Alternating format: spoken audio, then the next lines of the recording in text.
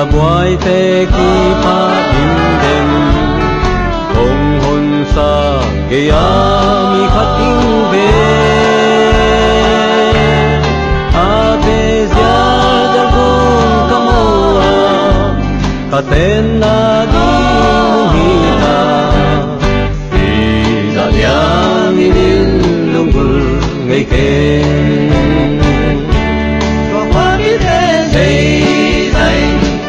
in ka từng đi gió mồ lại kapan dòng không ka gaya hong a zendele không đang xin tham bận sa ta din ki gió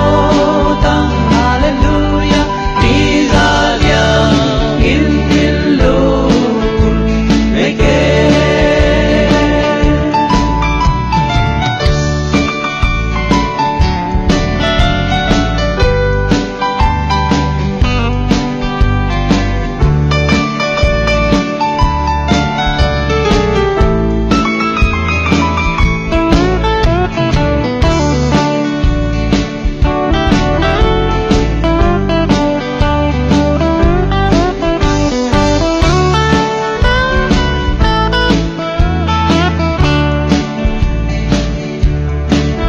anh còn qua in khi khổ mai tay thế mà Ibang kimulopi Lunggul na to kakinwanga Hanaileng kaleng wangta Izaliang ilin lunggul ngay ken Kapapite say say Tingkadung di zomonay Kapandong kong kagaya Oma Sendale Itulang singkampan Sa karing kikildo Tang haleluya Izaliang inilo Leke Kapapite say say Tingkadung di zomonay Kapandong kong kagaya Oma Sendale Itulang singkampan Sa karing kikildo Tang haleluya Izaliang inilo Leke Kapapite say say Tingkadung di zomonay Kapandong kong kagaya Oma Sendale Itulang singkampan Sa karing kikildo Tang haleluya Izaliang inilo Leke Izaliang inilo Leke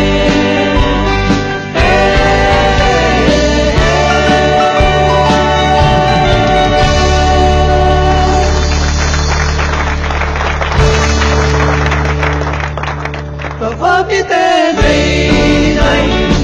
Tingkadung di zomonay Kapandong kong kagaya Oma Sendale Itulang singkampan Sa karing kikildo Tang haleluya Izaliang inilo Leke Kapapite say say Tingkadung di zomonay Kapandong kong kagaya Oma Sendale Itulang singkampan Sa karing kikildo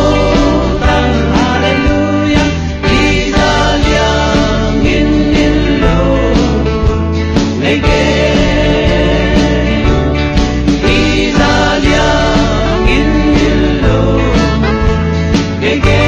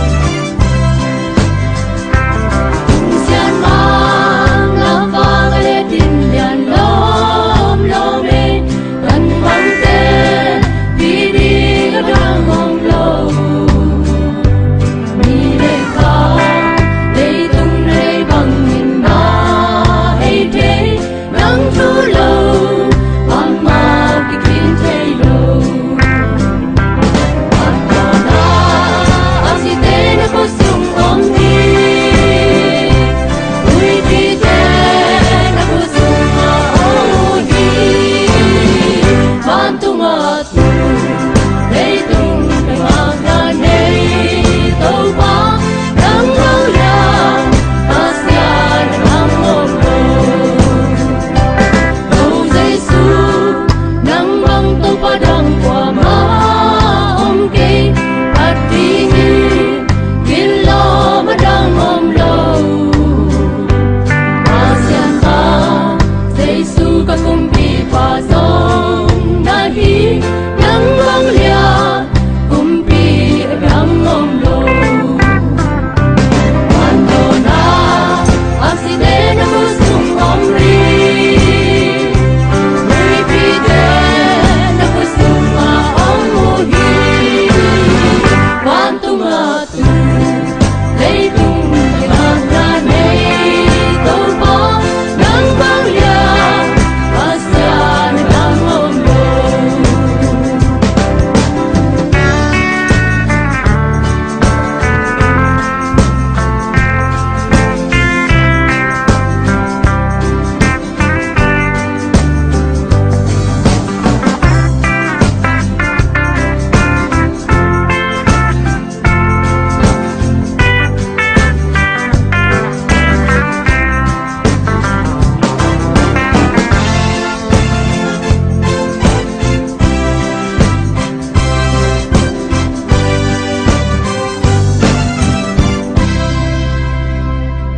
Kasyang trâu nang băng có ló mây qua má om kê y tang đi ba kia không luôn sắc xe say ca hôn asa ka kalima hôn sung xe nang băng liang ló mây đam om lo Andona akside na kusong amni Ripite na pusong maomuhi Bantung atu leitung pengaganay tau ba nang banglia asyan ang omlo Andona akside na pusong omni Ripite na pusong maomuhi Bantung atu leitung pengaganay tau ba nang banglia asyan ang omlo Nang banglia asyan ang omlo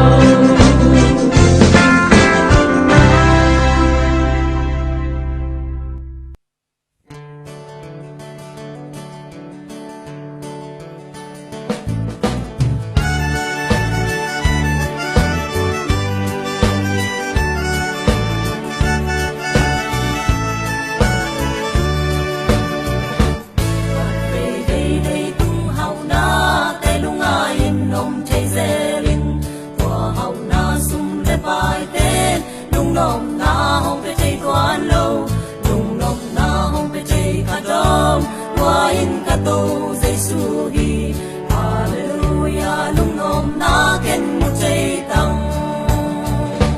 Hallelujah ka lung nom ta ka khamwang ta tu Jesu ha alam jang sa tang na le pot ya na te tel chê tang hong pai yun ka kom pe ni na lung kham na kem pe u te lung nom na kom ya jing to ban chi Hãy subscribe cho kênh Ghiền Mì Gõ Để không bỏ lỡ những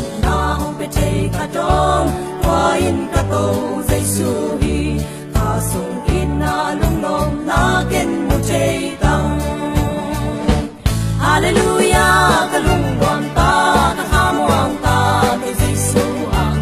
alam jang swata na le, matyan na del chay tang, hong payun at kompeni, nalung kam na, kempe ute, lung nong na, kong tiadi,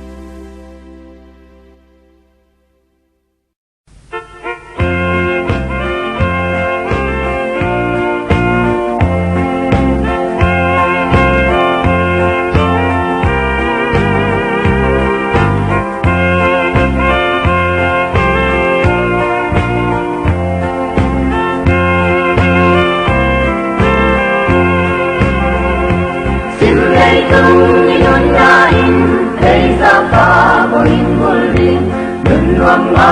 bangile